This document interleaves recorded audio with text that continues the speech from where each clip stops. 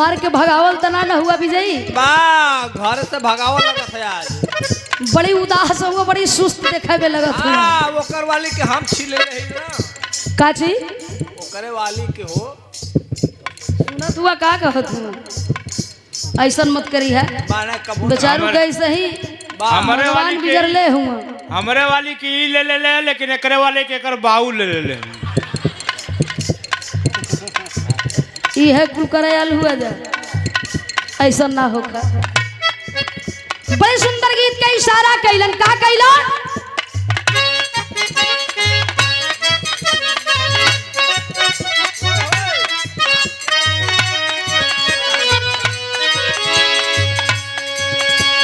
गाल गुलाबी चाल शराबी गाल गुलाबी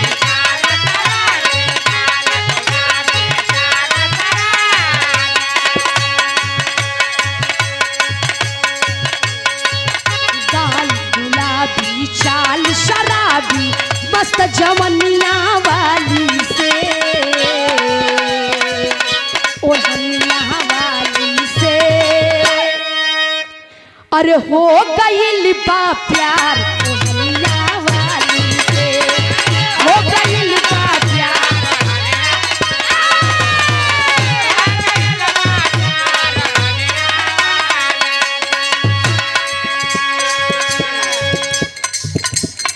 लेकिन गाना के अंदर कवि जी भाव लिखे बड़ी बेजोड़ बात लिखलन। चारों युग की घटना है, चारों युग का प्रमाण है।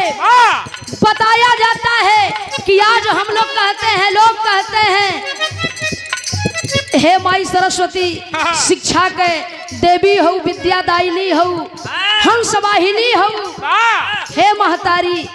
लेकिन मैं कुछ कहना नहीं चाहती हूँ। विद्यादायिनी है जरूर, शिक्षा की देवी है जरूर, लेकिन आप और चाहे हम कोई देखा नहीं है। सिर्फ फोटो पर यहाँ पर हम देखे हैं, अपने मन में अपने दिल में कल्पना करते हैं, विचार करते हैं। हम और आप देखले नहीं थे कि वो शिक्षा देले हैं कि ना देले, लेकिन हमारा समाज, हमारा ये दलित समाज, हमारे समाज के लोग, हमारे पूर्वज जरूर देखे हैं कि शिक्षा जिस समय रिंकू भैया जिस समय हमारे समाज में दलित समाज के लोगों को पढ़ने का हक और अधिकार नहीं मिलता था, जिस समय गुरु रैदास जी का जन्म हुआ, संतों में संत महासंत जिनके आगे किसी के आगे शिरोमणि शब्द नहीं लगा है, लेकिन संतों में संत महासंत संत शिरोमणि गुरु रैदास जी का जब जन्म हुआ, उस समय इतना छुआछूत चरम सीमा पे था बाबू। किसी दलित समाज के बच्चे को पढ़ने के लिए अधिकार नहीं मिलता था, वो ये विद्यालय वो स्कूल में चाहे कहीं जाकर के शिक्षा प्राप्त नहीं कर सकता था। लेकिन शिक्षा कौन लाया हमारे समाज में? शिक्षा की देवी मैं उसको मानती हूँ, उनको मानती हूँ, सावित्रीबाई फूले, माता सावित्रीबाई फूले, जो कि भारत की प्रथम महिला है, शिक्षिका है, जो कि हमारे इस दलित समाज के माँ बहन बेटियों को शिक्षा दिलाने का काम की, अधिकार दिलाई। तो कहना है, कवि जी बड़ी बेजोड़ बात लिखलन, का लिखलन?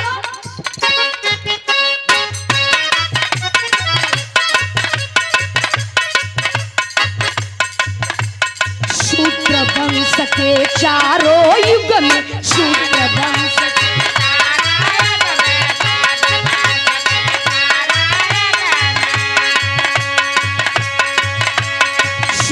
वंश के चारों युग में महिमा यज्ञमय पारिबा। सुना हो हितकारी बा,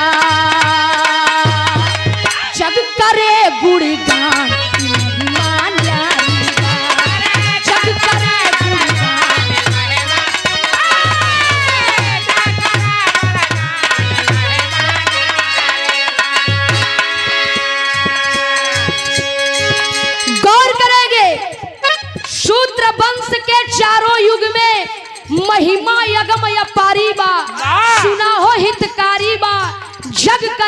गानी महिमा न्यारी बा। बाबा क्या हुआ?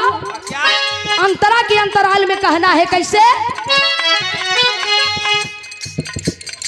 सतयुग में हरि हरि महाज्ञानी,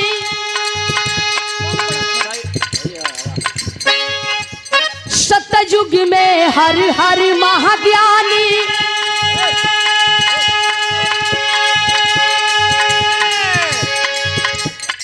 रख लिए सम्मान हो।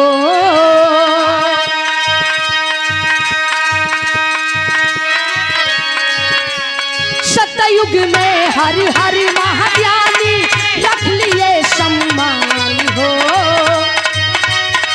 रोक लिए गंगा को छड़ में, रोक लिए गंगा को छड़ में, राख लिए सम्मान हो। रोक लिए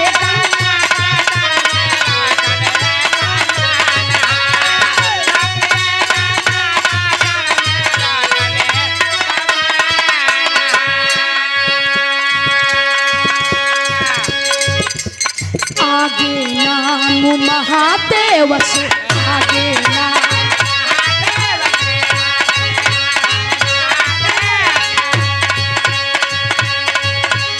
आगे नाम महादेव से, हर हर परल करारी बा। सुना हो हितकारी बा, जग करे गुणगान महिमा न्यारी बा। जग करे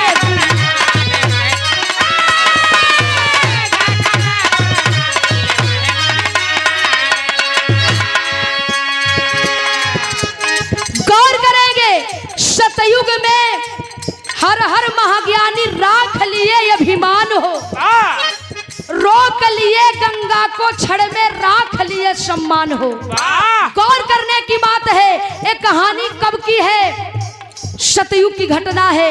सतयुग में प्रमाण मिलता है हरिहर मोची, जिनकर की नाम बतावल गई हरिहर मोची जूता सिलत रहलन। जूता सिए का काम करत रहलन। वही अपने ही काशी के धरती पर, यही बनारस की नगरी में, वही नादी में हौदी में चमड़ा भेवले रहलन। तोहर दिमाग कहाँ है? चमड़ा भेवले रहलन। वही बीच में बतावल गई भागीरथ अपने पूर्वजन के तारन तार करे बदे माई गंगा के लेके आवत रहलन। बाबा भोलेनाथ जी के गईले, देवों के देव महादेव आदि देव कहे जाने वाले, तीनों त्रिलोक के मालिक नेत्रधारी डमरूधारी बाबा भोलेनाथ जी का बहुत दिन तक तपस्या किए। भगीरथ तपस्या करने के बाद जब प्रकट होते हैं, कहते हैं कि कैसे आना पड़ा। सारी बात को बताते हैं, कहते हैं कि ऐ प्रभु, हम माई गंगा के ले जायल चाहती, कलऊ काहे खाती? अपने पुरखन के तारे बजे हो, अपने पूर्वजन के तारे खाती। कहला जाओ यो मस्त प्रमाण मिलेला कि उनके जटा से गंगा मैया निकलनी। अब बड़ी कम्मे में चलली, सनसनात बड़ी बेग में चलल ही। आगे आगे भगीरथ और पीछे पीछे गंगा मां आ रही है। भगीरथ लेकर के चल रहे हैं। जब काशी नगरी में अइलन, इधर पीछे ना देखत हुआ भगीरथ, आगे चल जात हुए। जब कुछ दूर गइलन, उनके कुछ आहट भइल, समझ में आइल, पीछे मुड़ के देखत हुए, माँ गंगा लापता है। उनका पता ठिकाना नहीं है।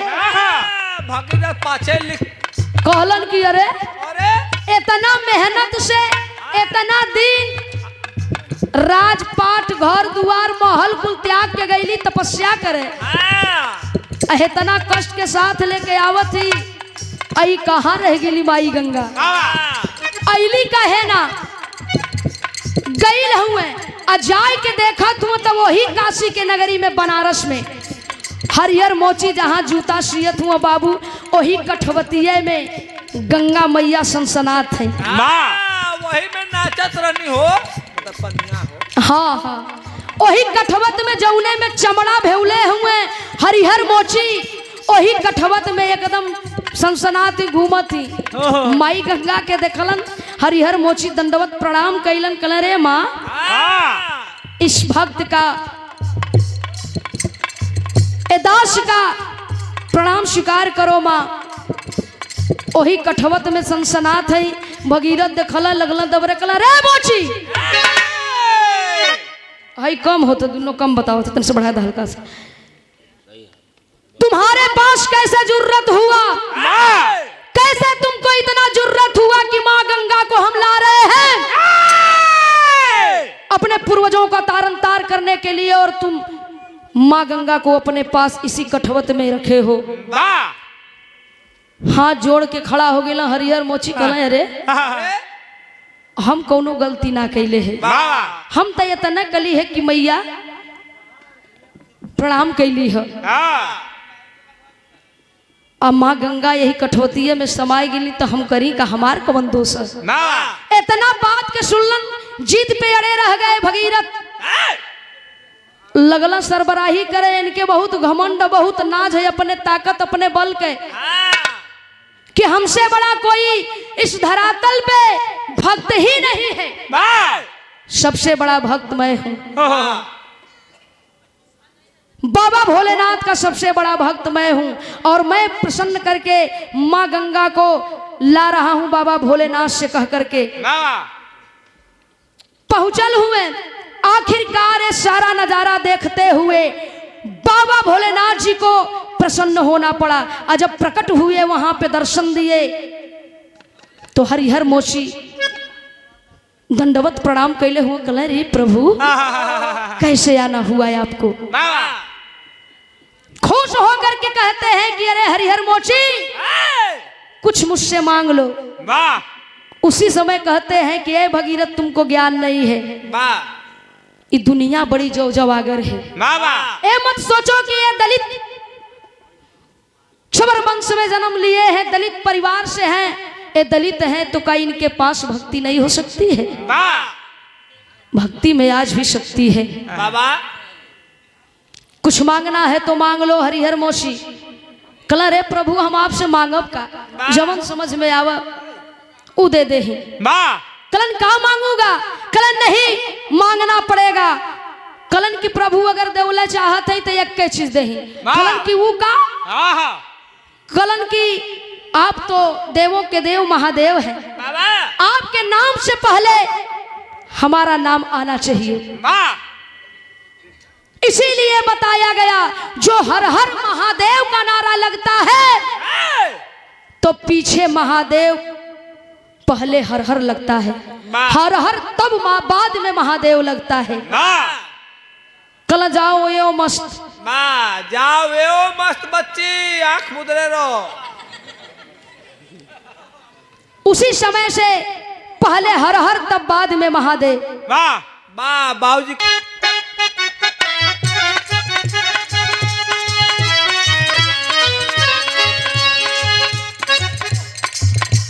बतावल गई रामायण त्रेता युग में, रामायण त्रेता युग में शंभुक ऋषि महान हो।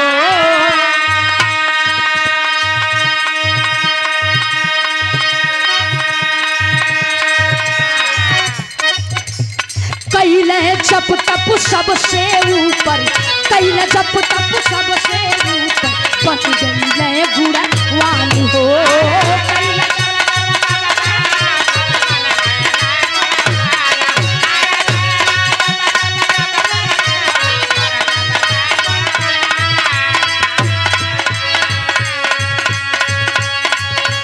ब्राह्मणवादी के चक्कर में,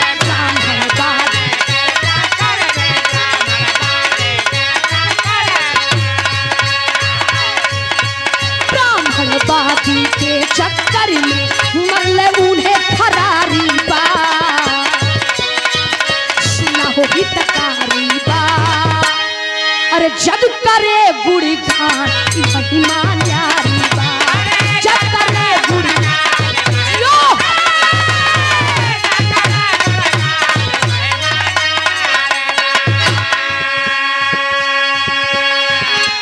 बतावल गई त्रेता युग में रामावतारी में, जिस समय त्रेता युग में मर्यादा भगवान पुरुषोत्तम राम का जन्म हुआ, उस समय की घटना है।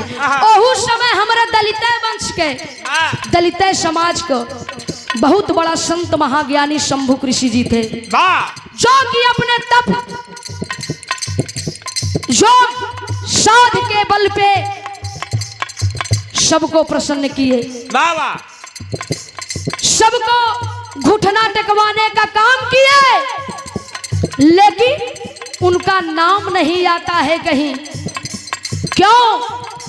इसी सामंतवादी मनुवादी विचारधारा के लोग बताते हैं, कहते हैं कि ब्राह्मण कोई जरूरी ना हो कि ब्राह्मण जे पंडित परिवार से पैदा भल हो वही के ब्राह्मण कहल जा सके। नहीं, जिसको ब्रह्म का ज्ञान है वही ब्राह्मण है, वही प्रकांड विद्वान है। माई के कोई पेटवा में ले ब्राह्मण बन के ना आवेला। माई के पेटवा में सीख के ढोलक थोड़ो बजावायल हो, तो हूँ माई के पेटवा में सीख के टेरी बोले आल हुआ। वो तो सबका बात है। हाँ, तो बस काहे वो बेचारा लड़का के पीछे हाथ धो के पड़ल हुआ। कहना हो कैसे?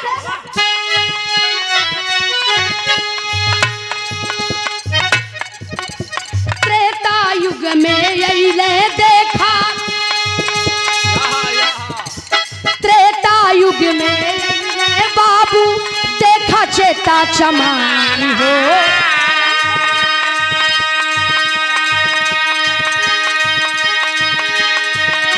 त्रेता युग में अइले बाबू देखा चेता चमारी हो।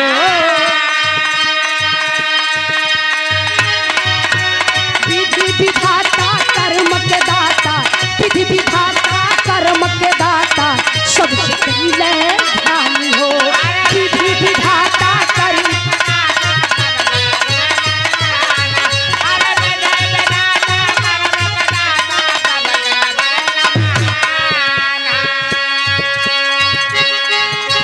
लहराए परचम धरती पर,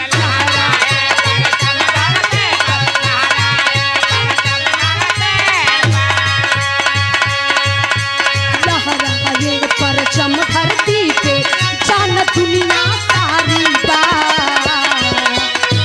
हितकारी बा।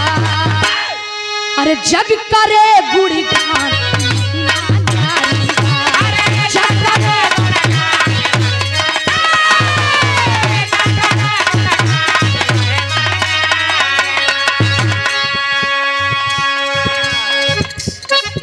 ओही में बतावल गई त्रेता बीतल द्वापर आइल, ओकरे बाद बच्ची कलयुग आई। कलयुग। हमारे दलित ही समाज के चेता चमार भी दलित ही वंश में जन्म लिए थे। विधि विधाता कर्म के दाता, सबसे कैले प्यार हो। लहराए परचम धरती पे जानत दुनिया सारी बा, सुना हो हितकारी बा, जग करे गुणगान महिमा न्यारी बा। ऐसे ऐसे संत महापुरुष का जन्म हुआ हमारे इस धरातल, इसी जन्म भूमि पे, इसी धरती पे। तो कहना है चौथा पन आया। ये चौथे पन में कलयुग में का भइल का? चौथे पन में किए तपस्या, चौथे पन में किए तपस्या, पाए राज दुलारी हो।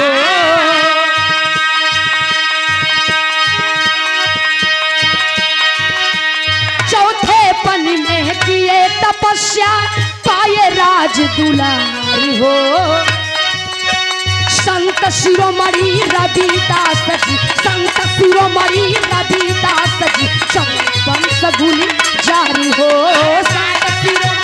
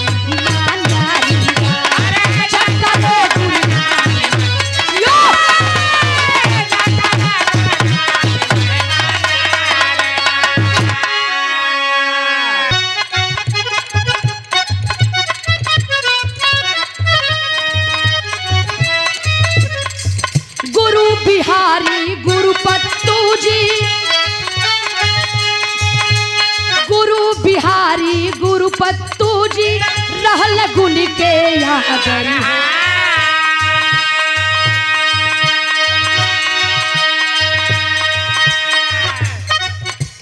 ज्वाला जी लिखेगी बा पैसा ले ला बच्ची।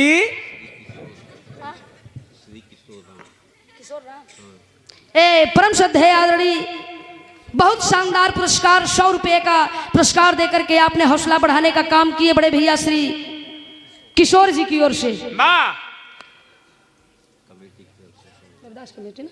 ए बहुआर के धरती से 100 रुपए का आशीर्वाद रविदास कमेटी की तरफ से पुरस्कार प्रदान हुआ। जय भीम नमो बुद्धा। बा उन्हों को ले ला। ए गोधना भैया बतौली है 21 रुपये का 20 रुपये का पुरस्कार या महंगू मिस्त्री गोधना की धरती से बा आप बाबूजी के चरणों में कोटि कोटि बंदन सब भैया लोग के नमस्कार प्रणाम बा। वाली बात नहीं आ जाए।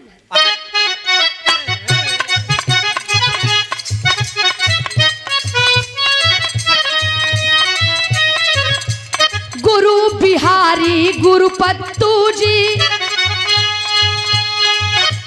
गुरु बिहारी गुरुपत्तू जी रहल गुण के यागर हो।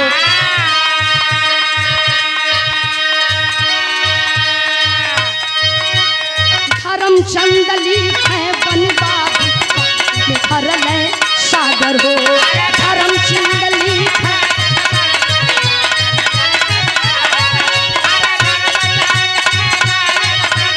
सागर में हरल सागर। स्वर संगीत के साधक बन के स्वर संगीत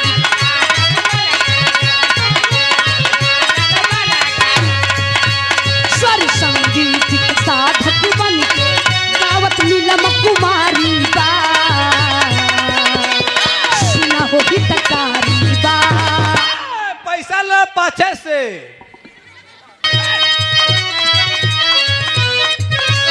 स्वर संगीत का साधक बन के स्वर संगीत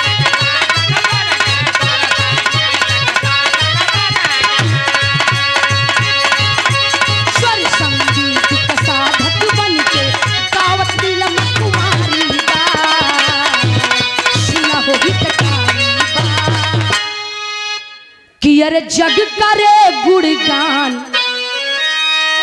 कि जग करे गुणगान महिमा